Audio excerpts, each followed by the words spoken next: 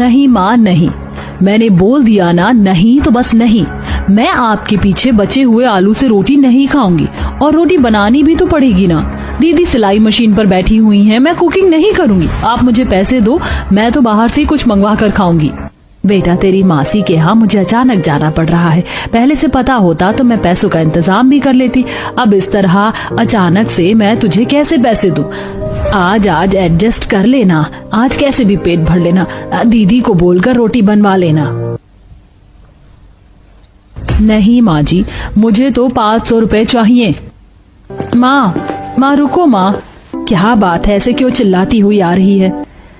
माँ आप आज मासी के यहाँ जा रही हो ना? देखो मैंने सिलाई करके मासी के लिए अपनी जैसी ही ड्रेस बनाई है। वो मैंने उनकी शादी में अनारकली पहनी थी ना, तो जो मासी को बहुत ज्यादा पसंद भी आई थी, वैसे ही उनके लिए सिली है। ये भी ले जाओ। ला दे।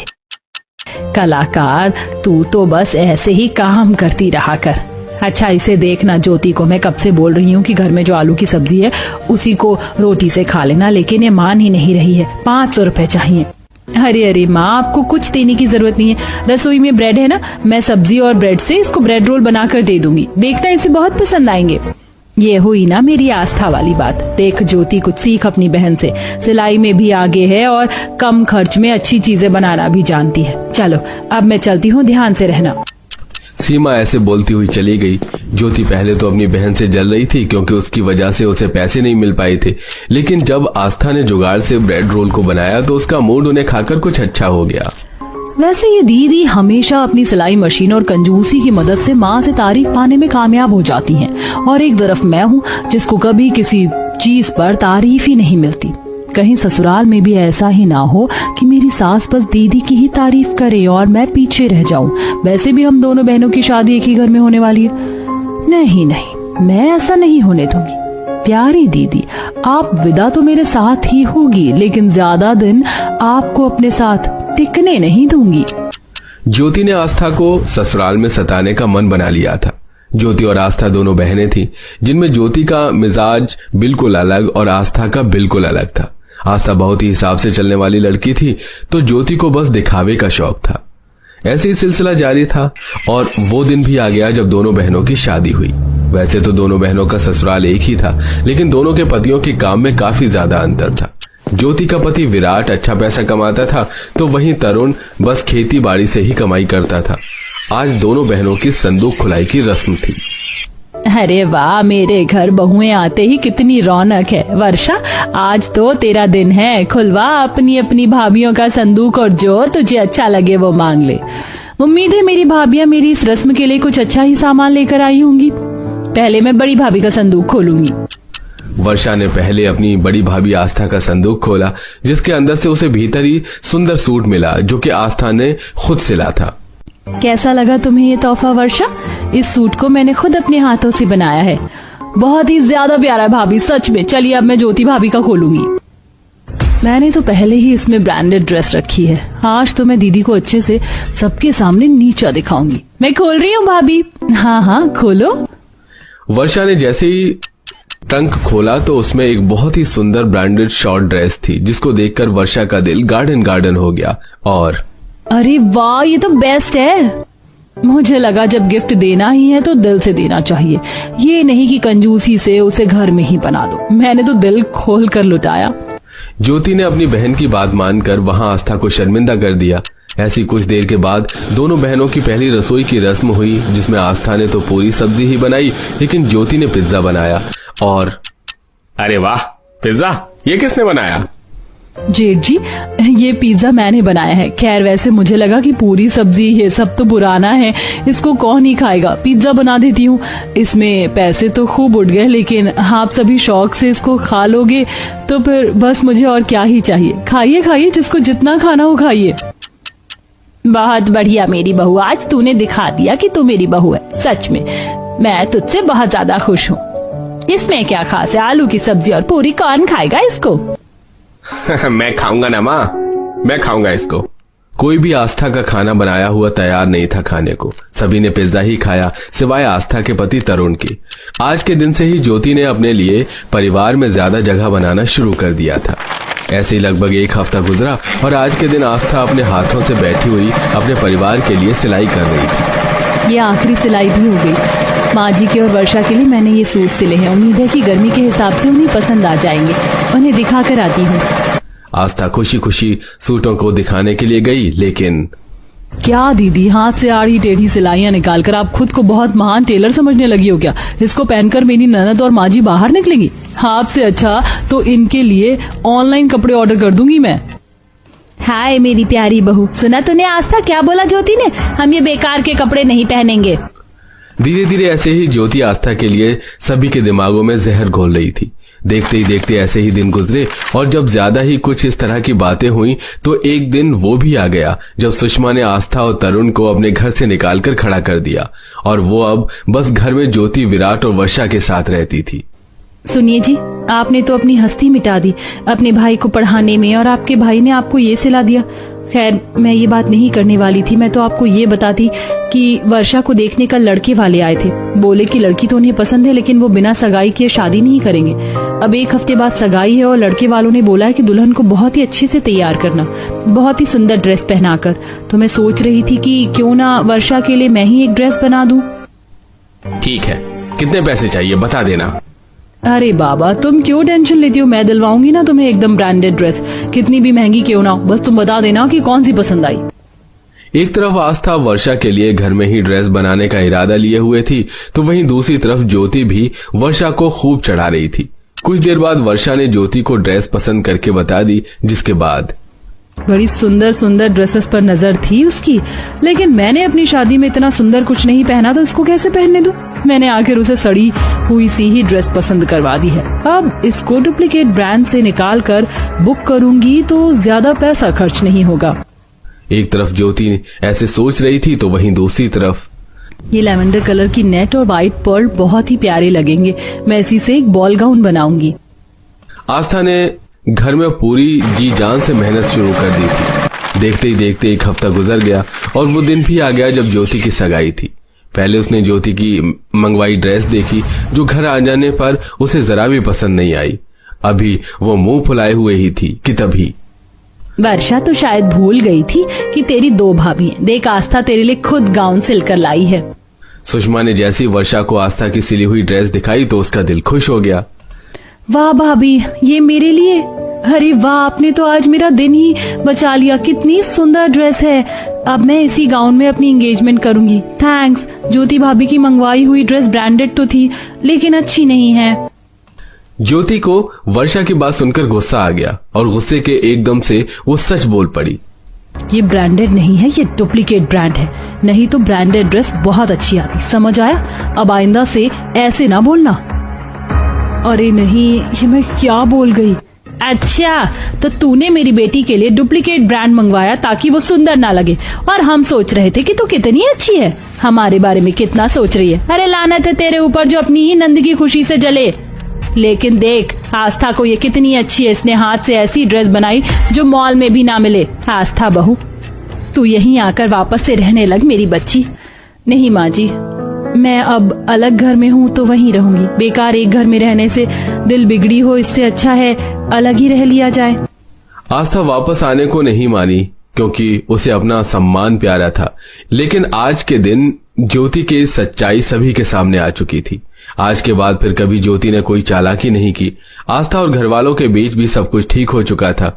वर्षा ने आस्था की बनाई ड्रेस से ही अपनी सगाई अटेंड की और सभी ने उसकी ड्रेस की काफी तारीफ भी की और ऐसे ही सब कुछ अच्छे से गुजरा। नदी किनारे दो अमीर गरीब सहेली की पहली सालगिरह ड्रेस। नदी किनारे पार्वती अपनी बहू पूजा को सूट की कटिंग सिखा रही थी कि तभी दूसरी तरफ से पुल से नदी पार करते हुए हाथों में मिठाई का डिब्बा लिए कल्पना वहाँ आती है।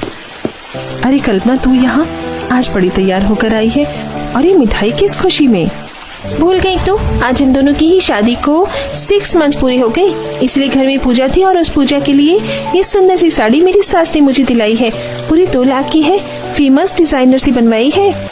क्या बात है, जब 6 मंथ एनिवर्सरी पर तूने इतनी अच्छी ड्रेस पहनी है तो शादी की सालगिरह पर क्या ही पहनेगी? सही कहा, पर तेरी सालगिरह तो ऐसी ही फीकी जाएगी इन गरीबों वाले कपड़ों में। कल्पना पार्वती के सामने ही पूजा की इंसल्ट करके मिठाई देकर एक बार फिर पुल पार करते हुए नदी की दूसरी तरफ चली जाती है। ये देख पार्वती को बिल्कुल भी अच्छा नहीं लगता। इसी तरह कुछ दिन बीत जाते हैं और एक दिन नदी के पास बैठकर पूजा काजल और पार्वती के साथ ड्राइंग फाइल में कुछ ड्रेस के स्केच बना रही थी। भाभी आपने तो बहुत अच्छी ड्रेस डिजाइन करी है। डिजाइन तो अच्छी लग रही है, पर बहू तू ये देख, फिर इन दोनों का कुछ मिलाकर ड्रेस बनाना। भाभी मुझे तो ये ड्रेस बहुत अच्छी लग रही है। कुछ दिनों बाद कॉलेज में मेरा फेयरवेल है, आप मेरे लिए ऐसे ही एक डिजाइनर ड्रेस बना दो फेयरवेल के लिए। पूजा घर के बाहर नदी के पास बैठकर जब डिजाइन बना रही होती है तो वहाँ पार्वती की जेठानी सुमित्रा आती है, जो उनके पूरे परिवार को नदी के पास देख उन पर हंसने लगती है। वाह पार्वती, अपनी तरह अपनी बहू को भी दर्जी ही बना दिया। माँ जी, इन गरीबों को लगता है कि ऐसे डिजाइन कॉपियों से बनाकर बहुत बड़े डिजाइनर बन जाएंगे, पर इन्हें नहीं पता कि ये हमारी बराबरी बिल्कुल नहीं कर सकते। दीदी, मैं तो अपनी बहू को अपनी तरह सिलाई और डिजाइन सिखा रही हूँ, पर आपने तो अपनी बहू को अपनी तरह घमंडी बना दिया। देख लेना, एक दिन मेरी बहू इतना प्यारा ड्रेस बनाएगी कि 10 लोगों के सामने आपकी बहू को कोई पूछेगा भी नहीं। नदी के पास खड़ी दोनों देवरानी जेठानी में बहस हो जाती है। कुछ देर में वो दोनों अपने अपने घर चली जाती हैं, तो वहीं पूजा अपने कमरे में बड़े ही प्यार से अपने खाली समय में बैठकर अपनी डिजाइन की हुई काजल के लिए फेयरवेल ड्रेस तैयार करती है, जिसे काजल पहनती है। भाभी आपने ये ड्रेस बिल्कुल वैसी बनाई है जैसा डिजाइन किया गया था। देखो ये ड्रेस मुझ पर कितनी अच्छी लग रही है। बहू, कपड़े डिजाइन करने में तूने तो मुझे भी पीछे छोड़ दिया। आज मेरी बेटी पूरे कॉलेज में छा जाएगी। तभी दिवाकर आता है। सही कहा माँ तुमने, आखिर मेरी बीवी ने इतने प्यार से जो अपनी नंद के लिए डिजाइनर गाउन बनाया है। अपनी डिजाइनर गाउन को देखकर काजल बहुत खुश होती है और कॉलेज हॉल में जाती है, जहाँ सभी ने अच्छी ड्रेस पहनी थी। सच में ये ड्रेस तेरी भाभी ने बनाया है? तेरी भाभी कोई बहुत बड़ी डिजाइनर है क्या? कितनी प्यारी ड्रेस है तेरी। मेरी भाभी कोई बड़ी डिजाइनर नहीं है। मेरी माँ ने भाभी को सिलाई सिखाया है, पर मेरी भाभी तो डिजाइनर की तरह कपड़े बनाने लगी। कॉलेज में अपनी तारीफ सुनकर काजल बहुत खुश होती है और घर जाकर सारी बात घर वालों को बताती है। इसी तरह कुछ दिन बीत जाते हैं और ऐसे ही एक दिन जब अमीर सास बहू लिविंग हॉल में बैठकर टीवी देख रही थी तो अमित आता है। माँ, कल्पना, आप सबके लिए एक बहुत बड़ी खुशखबरी है। मेरा प्रमोशन हो चुका है। ये तो बहुत अच्छी बात है। माँ जी, घर में एक छोटी सी पार्टी तो बनती है और इस पार्टी में मैं बहुत अच्छी ड्रेस पहनूंगी। नेकी और पूछ तेरे लिए सबसे अच्छी ड्रेस लेंगे और अपनी देवरानी को इतना जलाऊंगी कि वो अपनी औकात में रहेगी और कभी मुझसे बहस नहीं करेगी।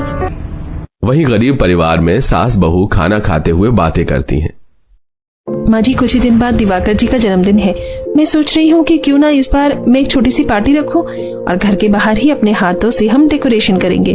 दिवाकर जी के कपड़े मैं बनाऊंगी और अपने और आपके भी। हाँ बहू, क्यों नहीं। वैसे भी तूने इतना अच्छे अच्छे डिजाइन बना रखे हैं, वो ड्रेस बनाने का मौका भी तो मिलना चाहिए तुझे। अगले दिन सुमित्रा अपनी बहू के बेटे के साथ शोरूम जाती है और बहू के लिए एक अच्छी ड्रेस लेती है और बेटे के लिए कोट पैंट। बहू, तेरी पसंद सच में बहुत अच्छी है। अगर अब कुछ नहीं रहता है तो क्या हम घर चले? वहीं अपने कमरे में पूजा अपने पति के कपड़े सिल रही थी और पास बैठी पूजा से बोलती है। काजल, कल ही दिवाकर जी का जन्मदिन है, तो तुम एक काम करो, कुछ फूल, बैलून और रिबन ले आओ। हम कल अपने हाथों से घर के बाहर डेकोरेशन करेंगे, जब तक मैं तुम्हारे भैया के लिए कोट पैंट बना लेती हूँ। पूजा के कहने पर काजल बाहर के सारे सामान लेकर आ जाती है और रात भर जागकर पूजा अपनी सास के साथ सभी के लिए ड्रेस बनाकर तैयार कर देती है। अगले दिन सुमित्रा और पार्वती नदी किनारे दोनों ही घर के बाहर पार्टी रखती हैं, जहां अमीर साइड काफी मेहमान आते हैं। तभी सुमित्रा बहू के साथ पुल पार करती हुई आती है। माफ करना पार्वती, मैं अपने भतीजे का जन्मदिन ही भूल गई। बेटा, अगर आज मेरे घर में पार्टी न होती तो जरूर रुकती। वैसे मैं ये तो जानती थी कि तुम लोग गरीब हो, महंगे कपड़े अफोर्ड नहीं कर सकते, पर मैं ये नहीं जानती थी कि तुम इतने कंजूस हो जाओगे कि खुद से इतने घटिया कपड़े बनाकर पहनोगे।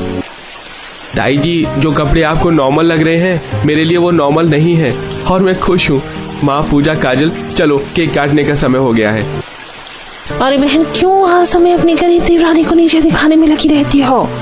बेचारों ने अपने घर में एक छोटी सी पार्टी रखी है, घर के बाहर उन्हें उनकी पार्टी एंजॉय करने दो। वैसे प्रमोशन बेटी का हुआ है, चमक तुम्हारी बहू रही है, तो तुम अपनी पार्टी पर फोकस करो। माँ जी, आंटी बिल्कुल सही कह रही हैं। वो हमारी बराबरी करना चाहते हैं पर कभी कर नहीं पाएंगी। कल्पना अपनी सास के साथ चली जाती है और नदी के आज फिर खिचड़ी बना दी। माँ, पिछले 3-4 दिनों से तुम खिचड़ी ही बना रही हो। अरे कभी कभी तो मटर पनीर भी बना दिया करो। मेरी दोस्त है, उसके घर में हर दूसरे तीसरे दिन पर मटर पनीर बनती है। और एक हमारे घर में देख लो, रोज खिचड़ी। 3 बेटियां हैं मेरी और शादी के लिए भी पैसे चाहिए। ऐसे में मटर पनीर कैसे बनाऊं? और तुम्हारी शादी के लिए भी तुम्हारे पापा रिश्ता देख रहे हैं। हो सका तो इसी साल तुम्हारी शादी भी हो जाएगी, वो भी अच्छे घर में, क्योंकि तेरे पापा नहीं चाहते जैसे हम गरीबी देख रहे हैं वैसे शादी के बाद तुम भी गरीबी देखो। खिचड़ी को लेकर निशा अपनी माँ से बातें कर ही रही होती है कि तभी उसकी दोस्त नेहा का फोन आता है। यार, मुझे तुझसे कुछ काम था, 2 मिनट के लिए मेरे घर आ जाओ। हाँ बस आती हूँ 5 मिनट में।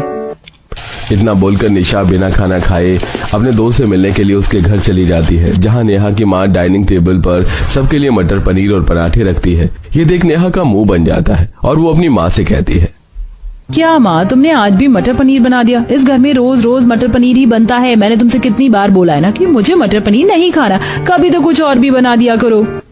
कैसी है नेहा, एक मुझे मटर पनीर नसीब नहीं हो रहा और इसे मटर पनीर खाने को दिया जा रहा है तो ये अपनी माँ पर नाराज हो रही है। अगर मुझे मटर पनीर रोज खाने को दिया जाए तो मैं एक बार भी मना ना करूं। निशा, तुम क्या सोच रही हो? तुम्हें तो बहुत पसंद है ना मटर पनीर, तुम आराम से खाओ और माँ मेरे लिए कुछ और बनाकर ला दो। निशा उस दिन अपनी दोस्त के घर मटर पनीर खाती है तो वहीं नेहा की माँ उसके लिए कुछ और खाना बनाकर लाती है। समय यूं ही बीतता है और बहुत जल्द निशा की शादी दीपक नाम के एक अच्छे से लड़के से हो जाती है। और शादी के बाद जब निशा अपने ससुराल जाती है तो उसे खाने में मटर पनीर मिलता है। ये लो भाभी, आज मैंने स्पेशल मटर पनीर बनाया है, अपने हाथों से खाकर बताना कैसा बना है। माँ सही कहती थी, पापा ने मेरी शादी बहुत अच्छे घर में कराई है। मेरे ससुराल में आते ही मुझे मटर पनीर खाने को मिल गया, अब और क्या चाहिए। अपने सामने मटर पनीर देखकर निशा बहुत खुश होती है और इसी तरह देखते ही देखते रात हो जाती है। 2 टाइम निशा ने पहले ही मटर पनीर खाया था और रात में भी जब उसे मटर पनीर खाने को मिलता है तो निशा खुद से कहती है, मुझे वैसे पनीर इतनी पसंद तो नहीं, पर पनीर का कॉम्बिनेशन मटर के साथ लाजवाब होता है। सभी के साथ डाइनिंग टेबल पर खुश होकर निशा मटर पनीर खाती है और अगले दिन उसकी पहली रसोई होती है, जिसकी वजह से सुमित्रा निशा के कमरे में जाती है, जहां वो शीशे के सामने बैठकर तैयार हो रही होती है और उसका पति सो रहा होता है। तभी सुमित्रा कहती है, बहू, इस घर में कोई मटर पनीर खाए या ना खाए, पर मैं और तेरे ससुर जी मटर पनीर की सब्जी खाते। हमें डॉक्टर ने बोला है पनीर खाने के लिए और उसके साथ मटर सबसे बेस्ट ऑप्शन होता है, तो तुझे रोज हमारे लिए पनीर बनाना होगा। बाकी आज तेरी पहली रसोई है, इसलिए जो तेरा दिल करे तो वो बना ले। कोई बात नहीं माँ जी, मटर पनीर खाना तो अच्छा ही होता है और डॉक्टर ने बोला है तो इसमें मुझे क्या हर्ज होगा। तो आप लोगों के लिए क्या, हम सबके लिए आज मटर पनीर की सब्जी और खीर पूरी बना ही देती हूँ। काम बताकर सुमित्रा वहां से चली जाती है और क्योंकि निशा भी अपने ससुराल में अपनी पहली रसोई में मटर पनीर की सब्जी बनाना चाहती थी, इसलिए वो रसोई में जाकर मटर पनीर की ही सब्जी बनाने की तैयारी करने लगती है और फ्रिज से पनीर निकालकर उसे काटने लगती है। इतना पनीर काफी रहेगा, अब जल्दी से कुछ प्याज, लहसुन और खड़े मसाले निकाल लेती हूँ। आज ऐसी सब्जी बनाऊंगी कि सब अपनी उंगलियां चाटते रह जाएंगे। अब बड़े ही प्यार से निशा सबसे पहले लहसुन, प्याज, मिर्च काट कर उन्हें मिक्सी में पीसती है, जिसके बाद कढ़ाई में उसे अच्छे से पकाकर मटर पनीर को अच्छे से मिक्स करके ग्रेवी वाली मटर पनीर की सब्जी बनाती है, जिसे खाकर सभी काफी तारीफ करते हैं। हाँ, अरे वाह, तुमने तो बड़ी ही अच्छी सब्जी बनाई है। भाभी, आपके हाथों का मटर पनीर तो लाजवाब है, मानना पड़ेगा आपको। आप हमारे घर की इकलौती बहू हैं जो सबसे अच्छा मटर पनीर बनाना जानती हो। घर वालों की तारीफ सुनकर निशा को बहुत खुशी मिलती है और खुशी का ठिकाना नहीं रहता। अब इसी तरह 2 दिन बीत जाते हैं और इन 2 दिन में भी निशा सबके लिए पनीर की सब्जी बनाती है। ऐसे ही एक दिन निशा फोन चला रही होती है और उसके सामने कटहल के कोफ्ते की रेसिपी आती है। जब से आई हूँ सबके लिए मटर पनीर ही बना रही हूँ, एक काम करती हूँ, आज कटहल के कोफ्ते बनाती हूँ। इतना बोलकर निशा रसोई में जाकर कटहल के कोफ्ते बनाने की तैयारी करने लगती है और तभी वहाँ सुमित्रा विनोद के साथ वहाँ आती है और निशा से कहती है, बहू तू कटहल बना रही है, मैंने तुझे बताया था ना तेरे ससुर जी और मैं पनीर ही खाते हैं। हाँ माँ जी जानती हूँ, पर मैं ये कटहल तो हम सबके लिए बना रही हूँ, आपके और पापा जी के लिए तो मटर पनीर ही बनेगा। बहू, तुम इतनी मेहनत क्यों कर रही हो? सबके लिए एक जैसा ही खाना बना दो ना। इतना बोलकर दोनों चले जाते हैं। मेरे ससुराल वाले कितने अच्छे हैं, कितना सोचते हैं मेरे बारे में। पर मेरा तो कटहल खाने का मन था। कोई बात नहीं, अब ससुर जी इतने प्यार से कह रहे हैं तो सबके लिए आज भी पनीर बना देती हूँ। कटहल फिर कभी बना लूंगी। विनोद के कहने पर एक बार फिर निशा सबके लिए मटर पनीर बनाती है। इसी तरह देखते देखते कुछ दिन बीत जाते हैं और शादी करके जब से निशा ससुराल आई थी तब से वो दिन रात मटर पनीर ही खा रही थी, जिस वजह से अब मटर पनीर से उसका मन भर चुका था। ऐसे ही एक दिन वो सास के साथ लिविंग हॉल में बैठी थी तो उसकी नंद काजल आकर कहती है, भाभी आज घर पर मेरी कुछ दोस्त आ रही हैं, तो आप प्लीज अपने हाथों के स्पेशल मसाले वाले मटर पनीर बना देना। काजल, रोज तो तुम मटर पनीर खाती हो और वही लेकर जाती हो। कम से कम जब घर में मेहमान आ रहे हैं तो कुछ और बनाने दो। बहू, एक तरह का खाना बनाने से तेरा ही फायदा है, और जब वो कह रही है तो बना देना। निशा अपनी सास को मना नहीं कर पाती और निशा जाकर मटर पनीर की सब्जी बनाती है, पर वो खाना काजल की दोस्त नहीं खाती, जिसके बाद रात में भी पूरे परिवार को वही खाना खाना पड़ता है। मेरा तो मन ही नहीं कर रहा मटर पनीर खाने का। पता नहीं ये लोग कैसे रोज रोज मटर पनीर खा रहे हैं। मटर पनीर देखकर निशा का मन भर चुका था, इसलिए वो बिना खाना खाए वहां से चली जाती है। अगले दिन उससे मिलने उसकी माँ हाथों में कुछ हरी सब्जियां लेकर आती है। सब लिविंग हॉल में बैठते हैं, तभी निशा आती है। माँ, तुम वो भी इतनी सारी हरी सब्जी लेकर, मैं अभी तुम्हारे लिए इन सब्जियों का कुछ बना कर लाती हूँ। हाँ बेटा, क्यों नहीं। बहू, शादी के बाद आज पहली बार तुम्हारी माँ यहाँ आई है और तुम उन्हें हरी सब्जी खिलाओगी। जाओ मटर पनीर बना दो। मटर पनीर का नाम सुनकर निशा का एक बार फिर से मुंह बन जाता है और वो अपनी माँ के लिए मटर पनीर बनाकर लाती है और सब खाते हैं। इसी तरह कुछ दिन बीत जाते हैं और मटर पनीर से परेशान निशा बहाने बनाकर 2 दिन के लिए अपने मायके चली जाती है। खुश, अरे मेरी बेटी कितने दिनों बाद आई है, इसीलिए आज मैं तेरे लिए खिचड़ी नहीं मटर पनीर खिलाऊंगी। माँ, तुम भी मटर पनीर बनाने की बात कर रही हो? नहीं खाना मुझे मटर पनीर, तुम मुझे अपने हाथों की वही सादी खिचड़ी बना कर दे दो। आज तो तुम्हारे हाथों की वो सादी खिचड़ी भी मेरे लिए किसी 5 स्टार होटल की डिश से कम नहीं होगी। मैं अपने ससुराल में रोज मटर पनीर खा खा कर परेशान हो चुकी हूँ, इसीलिए तो मैं यहाँ आई हूँ ताकि तुम्हारे हाथों का कुछ अच्छा खा सकूं। निशा की बातें सुनकर अब शांति जल्दी से अपनी बेटी के लिए खिचड़ी बनाती है, जिसे बड़े ही चाव से निशा खाती है। माँ, तुम्हारे हाथों की खिचड़ी खाकर आज मेरी आत्मा को तृप्ति मिल गई। अब तो मैं 2 दिन बाद यहाँ से जाऊंगी और जब मैं यहाँ से जाऊँ तो मेरे लिए खिचड़ी पैक जरूर करना। अपनी बेटी की खुशी देख शांति को भी बहुत अच्छा लगता है। इसी तरह 2 दिन बीत जाते हैं और जब निशा के जाने का समय आता है तो वो अपनी माँ से थोड़ी सी खिचड़ी बनवाकर अपने ससुराल ले जाती है। खाने का वक्त होता है तो जहाँ पूरा परिवार मटर पनीर खा रहा होता है तो वहीं निशा अपनी माँ की बनाई हुई खिचड़ी खा रही होती है। भाभी, सामने मटर पनीर रखी है और आप है कि खिचड़ी खा रही हैं? और क्या करेगी बेचारी, मेरी तरह मटर पनीर खा खा कर परेशान हो गई है। मैं जब बनाने वाले को दिक्कत नहीं तो आपको क्या ही दिक्कत है। अब तो मैं भी परेशान हो गया हूँ रोज मटर पनीर खा खा कर। अब तो मेरे दोस्त भी मजाक बनाने लगे हैं। अरे चुप कर तू, जो खाना बनता है उससे पूछ कर। बेचारी वो कितनी परेशान हो जाएगी अगर सबके लिए अलग तरह का खाना बनाएगी तो। सुमित्रा की बात सुनकर दीपक चुप हो जाता है और एक दिन जब सुमित्रा किसी काम से अपनी बहू के कमरे में जाती है तो वो निशा को फोन पर अपनी दोस्त से बात करते हुए देखती है। आज समझ में आ रहा है नेहा मुझे कि तू क्यों मटर पनीर देखकर इतनी बौखला सी जाती थी। यही हाल मेरा है। अब तो मुझे मटर पनीर में से बदबू आने लगी है। तू नहीं जानती, पर मैं मुंह पर कपड़ा बांधकर सबके लिए मटर पनीर बनाती हूँ। मेरे पति ने भी माँ जी से कहा, पर उन्हें तो कोई फर्क ही नहीं पड़ रहा। उन्हें ये दिख रहा है कि मुझे सबके लिए अलग अलग खाना बनाना पड़ेगा, पर उन्हें ये नजर नहीं आ रहा है कि उनके मटर पनीर के चलते मैं भूखी सो रही हूँ। निशा के कमरे के बाहर खड़े विनोद और सुमित्रा अपनी बहू की सारी बातें सुन लेते हैं और शाम को जब निशा रसोई में जाकर मुंह पर कपड़ा बांधकर पनीर काट रही होती है तो वहां विनोद और सुमित्रा आते हैं। बहू, अगर तुझे अब मटर पनीर की महक बर्दाश्त नहीं हो रही तो तू रहने दे।